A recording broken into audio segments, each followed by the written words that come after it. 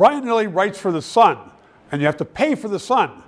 And to hear him here, you don't have to pay, but please donate to keep us on the air, because there's an election coming up, and you're going to want to have independent analysis, and you want to hear Brian Lilley talk about what's going on. So before we get on to all of the election talk, let's just say Carney's got it in the bag. He's going to be the Liberal leader. Yep.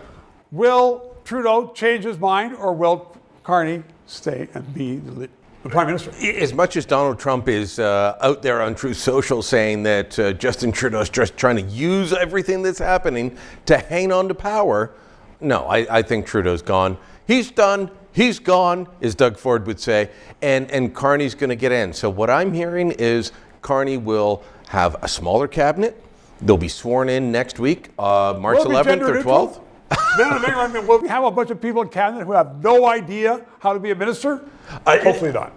Hopefully not. Look, if they shrink it, that means the talent pool, you're not going to the Steve McKinnons of the world. Hopefully we can, shrink it down to competent folks. But we'll see. Election soon? Election, I'm hearing as early as March 16th for the call, April 22nd for the voting day. But the last week has not been kind to Mark Carney.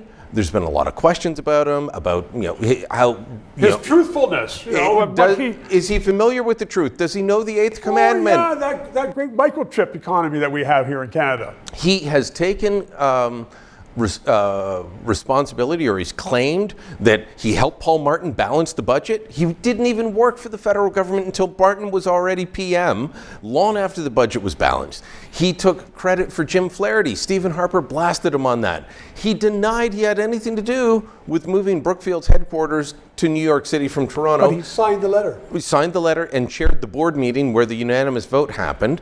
So is he a liar or just forgetful? He is unfamiliar with the truth. They do not know each other. Okay, is that why he's going to call the election right away? I think he wants to call the election as soon as possible because he hasn't been tested. I mean, we haven't seen a politician like this in forever. The last time we had a prime minister who went into office as PM but wasn't an elected member was John Turner. But John Turner had been elected previously. He had been tested. A cabinet minister for over a decade. Cabinet minister. He'd been tested. He knew what he was doing. Carney. Who the heck is Mark Carney?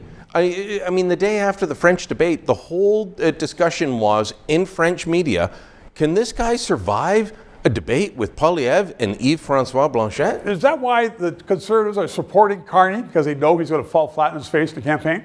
No. He's not tested, as you said. I think he's the most formidable opponent that they've got.